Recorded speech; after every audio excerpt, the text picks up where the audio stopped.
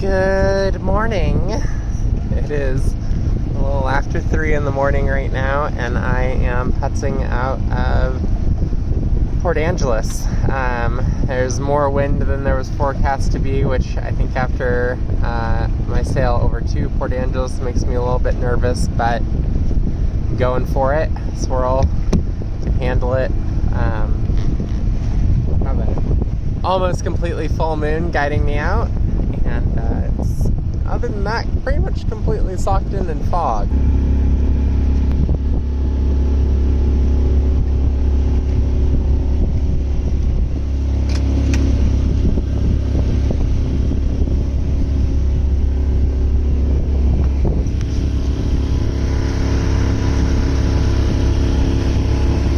Well, it doesn't get much smoother or calmer than this, folks. I mean, unfortunately, I'm having to motor, but if you have to motor, you know, I have the current with me, quite a bit of current, and this, unbelievably, is like open to Pacific swell. Like, it is just so calm, which honestly kind of had my butt handed to me when I crossed to Port Angeles for the second half of that sail, which also started incredibly calm, so we'll see where this goes. The wind is supposed to pick up this afternoon, but my hope is to make it out the strait and be able to have that wind not be beating into it by the time it gets real bad. But yeah, burning a little bit of gas. Don't have tons on board, but got enough to, even if I have to motor all the way out the strait, I have enough for that. So this is where I am.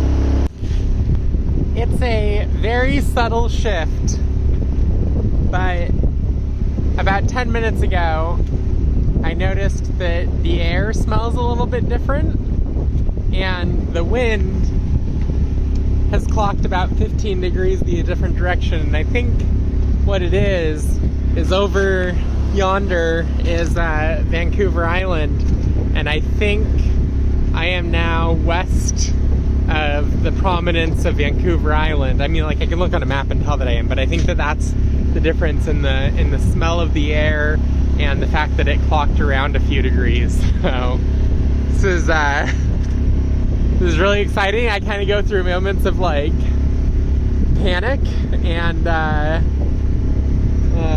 getting close to Nia Bay, and I keep going, I could ditch into Nia Bay and spend one more night, and I just gotta go for it. You just gotta rip the band-aid off and do it.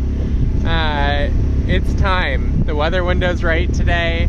You know, I hate burning the gas, I hate having the engine running, but honestly, like, I think that dipping my toes into this is the best scenario I could have for my own kind of psyche. You know, I've been pretty cool as a cucumber about this until about 2 days ago, and then I was like, oh shit, this is like really gonna happen. I'm really gonna go do this thing. So I'm ready. Swirl's ready. It's good. Yes, that is Cape Flattery. That is the most northwestern point in the entire United States, continental US, and I am passing it under sail nonetheless. The wind finally filled in. I cannot wait to make this corner and get to start going downwind instead of beating into the wind. So yeah, pretty stoked on that. There is the Cape Flattery Lighthouse. I am officially around the most northwestern part of the continental US and heading south, just towards the horizon.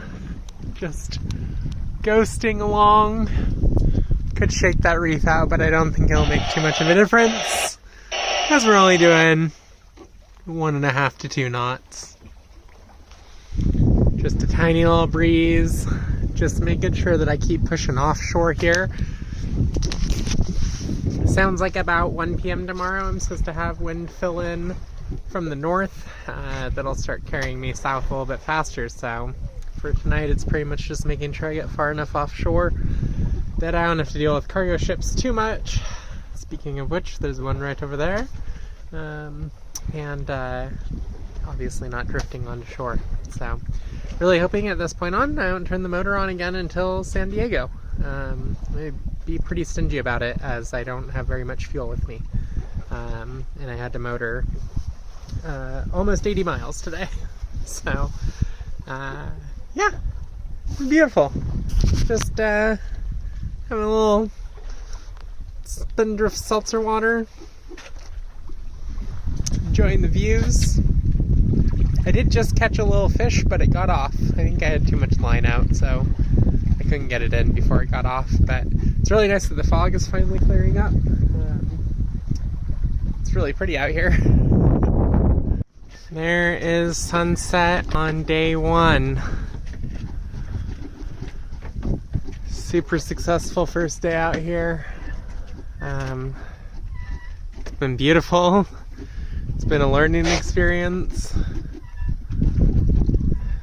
I'm excited for continuing on.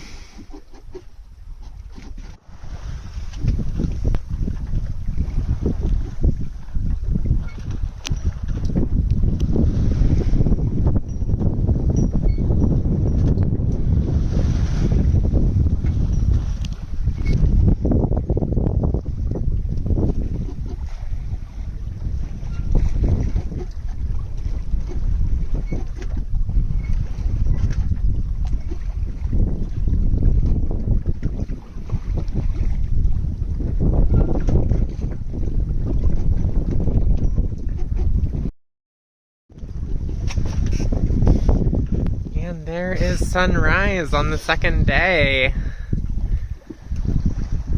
It is gorgeous out here. A ton of progress through the night. This is the most wind I've had in 24 hours, basically. It is supposed to keep picking up through the day, so I'm hoping we can start putting some miles down today. But I guess the nice part about really light wind last night is I actually slept pretty decently. I'm really surprised. I was kind of just drifting through some commercial traffic lanes, which it was like my whole goal not to do that, but kind of ended up happening through most of the night, and I didn't have any run-ins with any commercial traffic. I had one fishing boat that I called at one point. He's still just kind of right behind me. I think it's a combination of that's how little I've moved, and I think he might be keeping an eye on me. We did chat for a second, and I shared that this was my first overnight offshore trip, and I may still be a bit tired.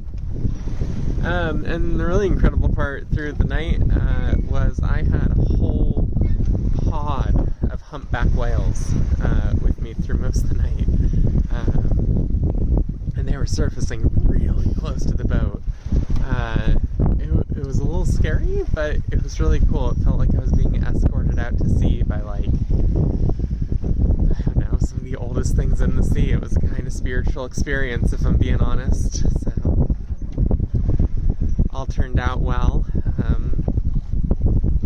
don't know where they've gone, but I haven't heard them in a couple hours. Well, I'm gonna make some breakfast before the wind picks up.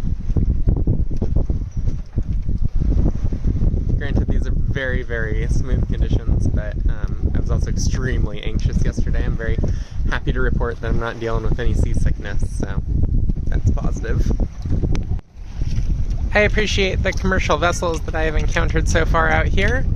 That boat just called me to let me know that they plan on passing behind my stern as they're heading to Portland. I just really appreciate that. I like that people are letting me know what they're doing out here in the big blue.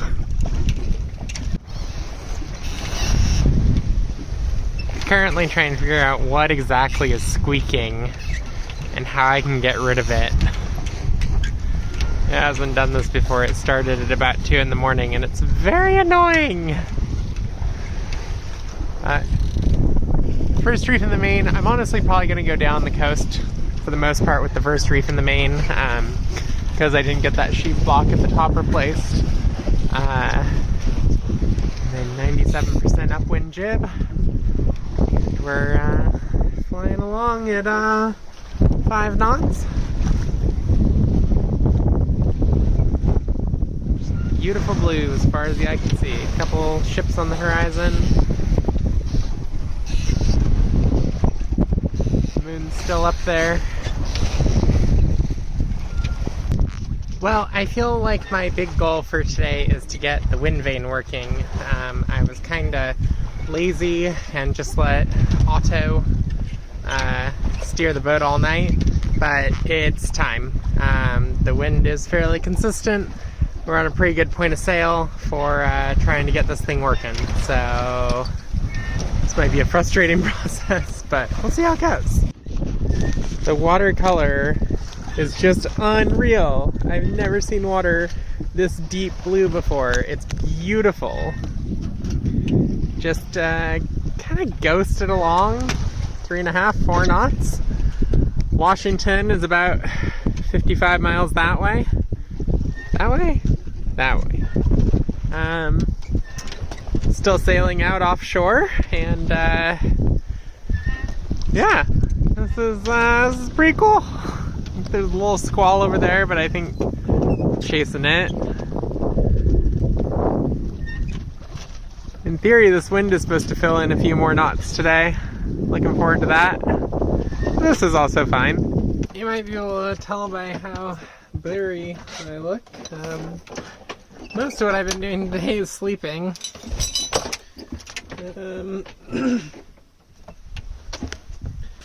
But it's just barely moving. The wind was supposed to increase all day, and I don't know what happened, but it didn't. I've sailed 25 miles in the last 9 hours.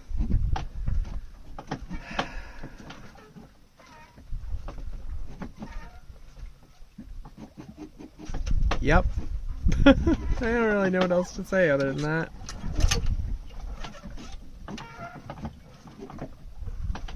It'll fill in eventually. There will be wind out here again at some point. Just bob around and wait for it. Well, the winds have been super variable today, but I did get the wind vane up and running, and it's been working pretty well to steer the boat for the last hour or so. Might need to make a couple little modifications, especially to deal with making sure things don't chafe when I'm in San Diego, but I think this will get me there. Yeah, pretty cool little system. I understand why people just kind of sit and watch it steer. It's fascinating.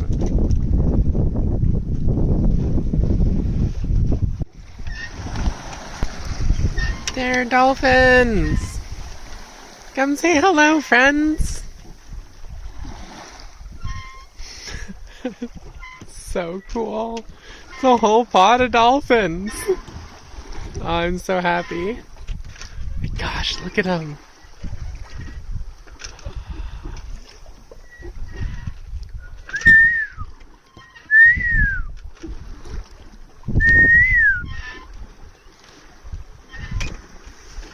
Wow, they are on a mission. I wonder where they're going.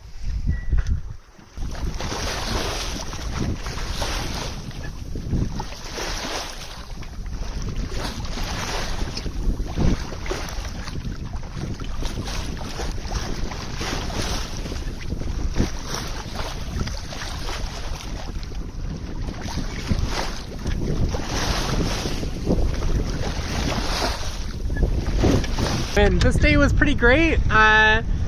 Day 2 is kind of wrapping up. I'm gonna start laying down for some nap cycles here fairly soon. I think the wind is supposed to pick up a little bit more in the next few hours. I might drop the headsail to smaller sail through the night. I also might turn and just be a little bit more downwind and leave the headsail that I have. Wind right now is just a little bit forward of the beam. Wilson the wind vane is doing an excellent job steering the boat. Got that set up without really too much hassle.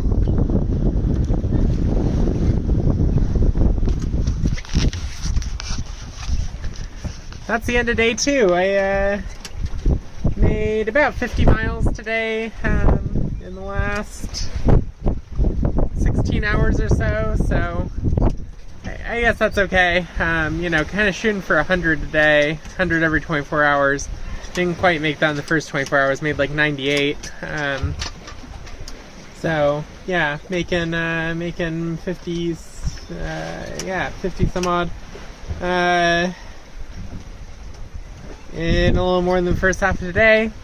Still not quite on pace to make that, but also it's supposed to blow pretty good for the next 14-ish hours at least. So I'm gonna take advantage of all that I can, and I've almost gotten out as far west as I want to be, and I'm heading pretty much just due south now. Yeah,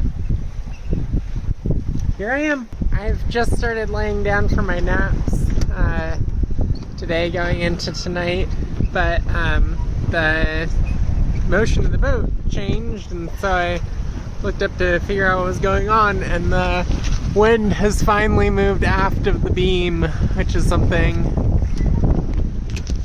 that I've been waiting for this whole trip. So we're on a pretty decent point of sail.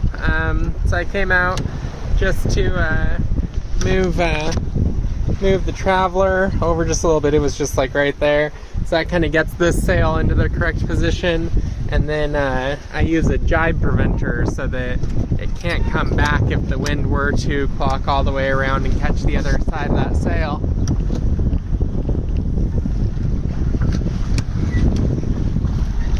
Looks like there might be a little squall coming at me, but really I'm just happy to have the seas coming after the beam now. And hopefully it'll be like that for the next couple weeks. I think this is an okay sail plan to go into the night with. The wind is supposed to pick up a little bit more. If it picks up too much more, I'm gonna have to run up and drop that headsail and move to the J2 headsail, but I think we're gonna be okay, so I'm gonna leave it how it is right now.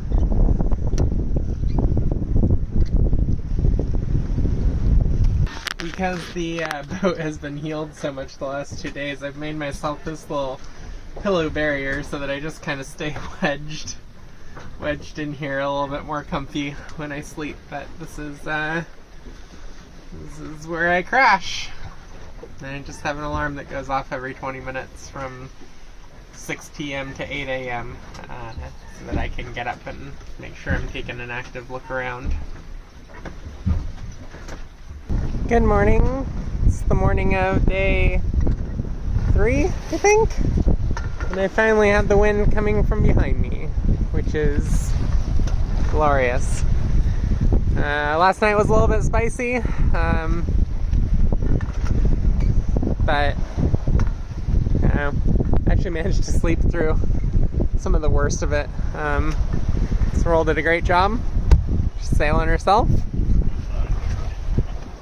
Otto did a great job steering.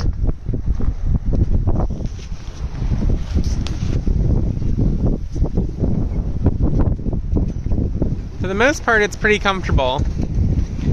And then, I don't know if you can tell, but the waves are kind of going 2 different directions. And so every once in a while we get rolled by one of the ones going like 45 degrees to the direction we're going. And then it's pretty uncomfortable. But still don't have very much sail out. Second reef in the main, little J2 up in front. But we're still doing 4 knots with this arrangement. So until the sun rises completely and causes whatever morning wind acceleration is going to happen, I'm going to leave it like this.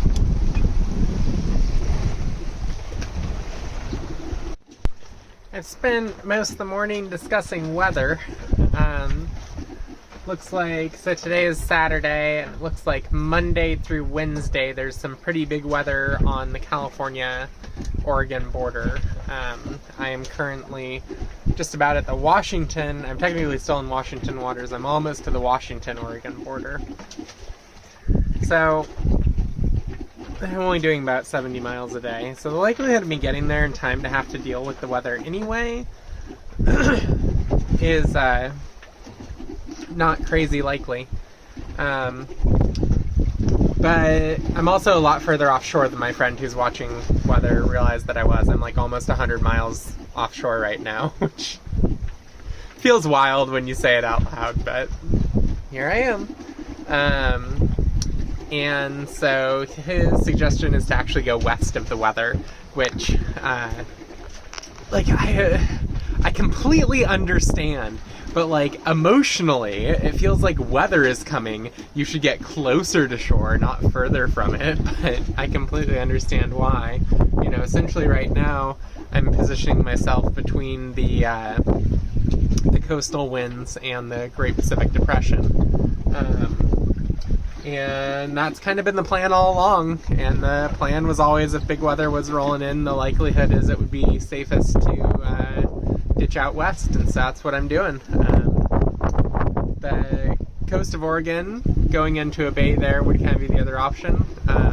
It's pretty intimidating to me on a good day, much less when there's some weather coming through. So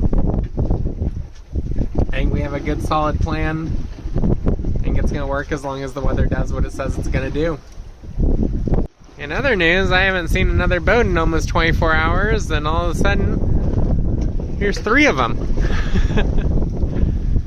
A little fishing fleet. They haven't popped up on AIS yet. I might say hello if they do. They also might have their AIS turned off. Pretty amazing how in this whole huge ocean you can still cross within 2 miles of another boat. Kind of crazy looking boat too, and it doesn't appear to have AIS, or at least doesn't have it on.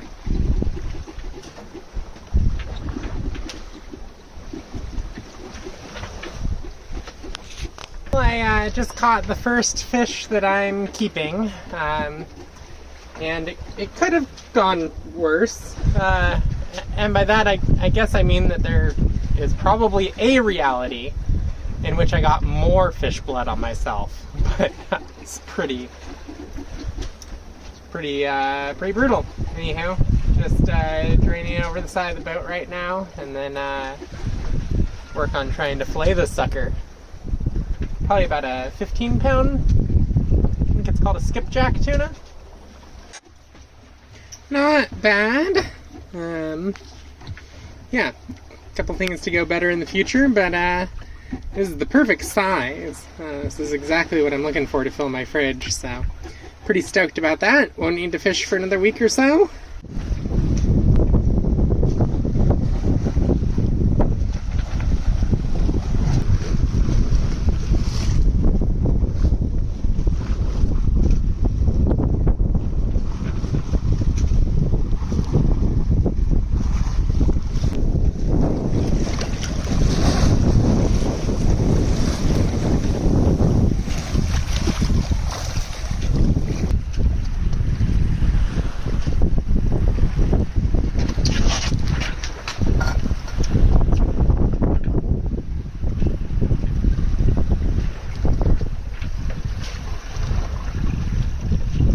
So the first day I think was mostly adrenaline that kind of just like kept me going and my spirits high and whatnot through the day. I was also motoring through like perfectly flat water with the current with me. And then that second day I think, you know, it was just like the thrill of like being out in the open ocean and sailing, and it was so exciting. And then last night the seas were so sloppy and the winds were so variable. I felt like I slept when I woke up this morning, but today I'm just wrecked. I've spent a lot of today just laying in bed watching movies.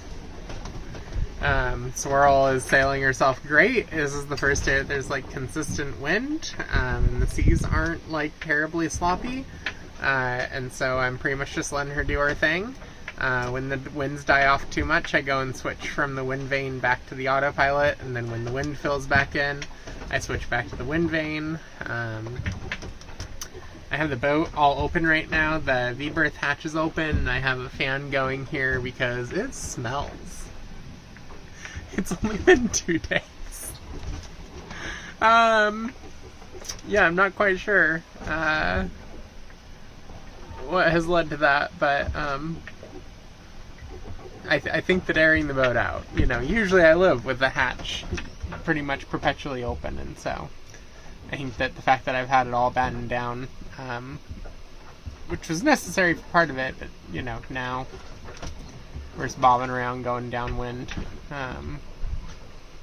isn't exactly necessary. So yeah, the only annoying part today was I had a tanker coming at me, and I hailed them and basically said, you know, you're coming at my port side and I'm under sail. I would appreciate if you would change course and go astern of me. And they offered to change course by a few degrees and go in front of me still. And I, you know, basically said, like, I'd really appreciate if you went astern of me, and they said, well, we're on our charted course, and I should have argued with that more, but anyhow, I ended up jibing and doing like 2 miles in the wrong direction, just to let them pass, because, like, it would have been fine, but, like, they would have passed within half a mile of me, like, in the completely open ocean, hundreds of miles from shore. Like, there's no need for that. So I really wanted to stay out of a couple miles of them, and they weren't willing to do that for me, so I got to do it for them. But that's the most drama that's happened out here. Sailed through some people fishing, and by people fishing I mean like big commercial fishing operation, not just like someone out in a canoe with a fishing pole. That would be wild. Anyhow, I'm gonna go back to resting. That's about all today seems to be good for.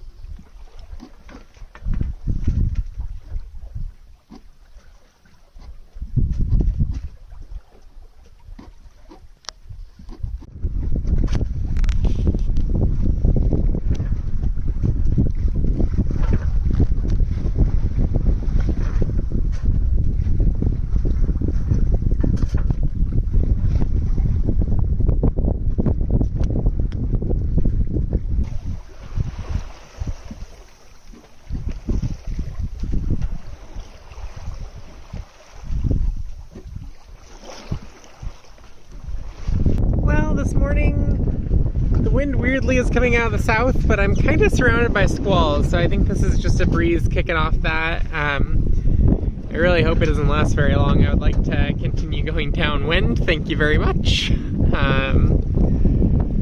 But I still have the current with me, which I guess is also a little bit of a scary situation, where when you have current and wind going opposite directions, and I experienced this tons in the San Juans, you can get really big waves.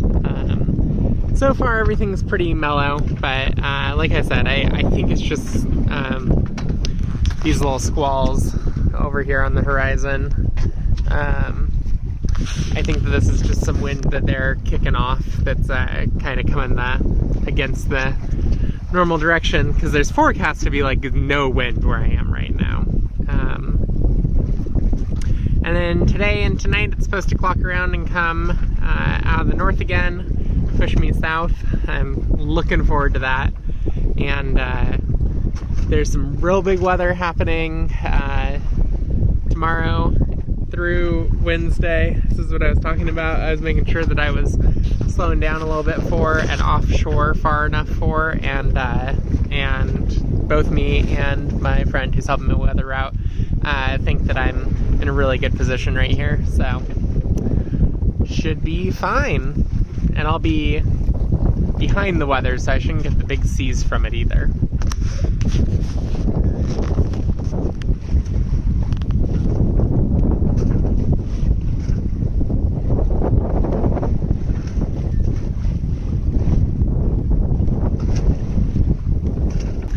I did some dishes this morning and I had a bucket of salt water, and something that I noticed is the water is so warm. I'm like not even that far south, and the water is about the ambient temperature of the air, so I'd say it's probably around 60 degrees. But in Puget Sound in the Salish Sea, where I've been sailing pretty much my whole career, the water's 41 degrees year round. Like, it's so cold. And so even just coming up to about 60 degrees, like, this water feels so warm to me.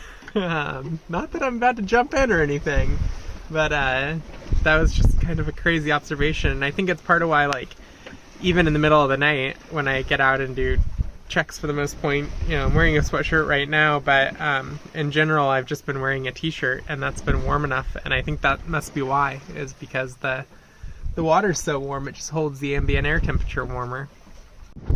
So the mainsail had been laying on top of the Dodger, just like one flake of it, and I hadn't really been paying that much attention to it because I figured that's fine. But in like 24 hours, it's like worn through the paint on the Dodger. And there's like a ton of, yeah, this white paint sawdust, or, well, yeah, I guess sawdust for lack of a better word, paint dust.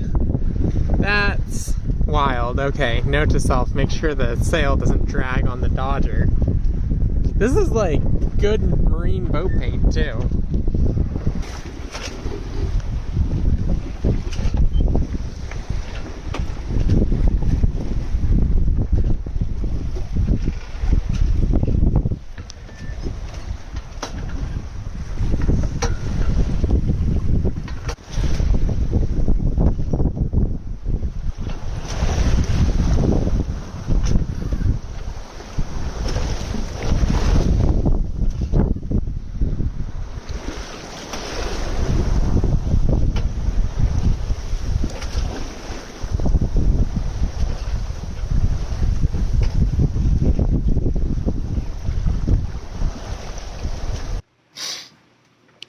It's been really hard. I've just been really dealing with seasickness for the past 48 hours or so. And then today I was doing the daily checks in the boat.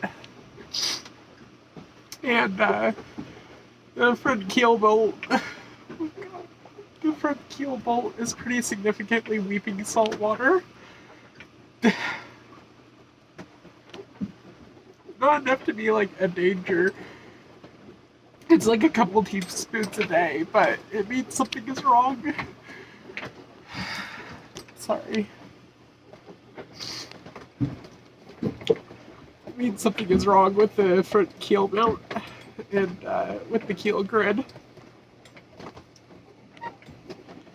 They're beelining it for Crescent City and about 160 miles out.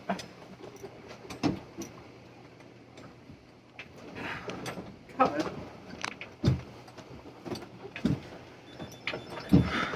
If nothing else, at least a lot more comfortable for me to be on the beam reach as opposed to going downwind. This probably isn't the cut that you were expecting after that last clip. So that night, after diverting to Crescent City, I sailed through 30 knots of wind with 15-foot seas, and Swirl did phenomenally. It was as peaceful of a night as that can be. Kind of felt like I went through the inside of a washing machine. However, as I approached Crescent City the next day, I was 45 miles offshore, and the boat took a really bad roll. It rolled hard to starboard, and my only guess is the wave broke directly under the boat, and that back suction grabbed the keel and whipped it hard back to port, and I was thrown completely across the boat. I landed with my spine against my kitchen counter, and I fractured my spine. I immediately knew that something was very wrong. It took me about 10 minutes of laying on the floor to be able to get up to the radio. And for the first time in my life, with everything that I've done with sailing, with mountaineering, with rock climbing, with the injuries that I've sustained in the mountains, I never had to call for an evacuation before.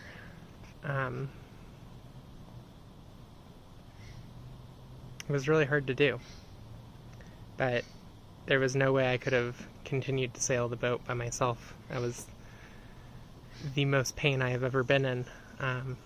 So the Coast Guard sent a helicopter and a 44-foot cutter and a rescue swimmer and a crew member boarded my boat, and they got me safely to shore and to the hospital, where I found out that I have a non-displaced fracture of my transverse process on my L4 vertebrae. They also saved Swirl, which I'm really thankful of. They don't always do that. I, of course, don't want them to risk their lives or equipment. But I am immensely thankful that they were able to save my home and everything that I own. I'm currently recovering a couple hundred miles inland. Swirl is tied up at a dock, safe and secure, waiting for me to go back to her and figure out what the next step is. All I can tell you right now is that the next step is to let my back heal. We're a week out from the injury right now, and as you can see, I'm on my feet. I'm in a decent amount of discomfort, but the fracture's going to heal fine on its own. I just have to live through it. I don't really know what the next step is in my life. It kind of feels like I had everything so well planned out, and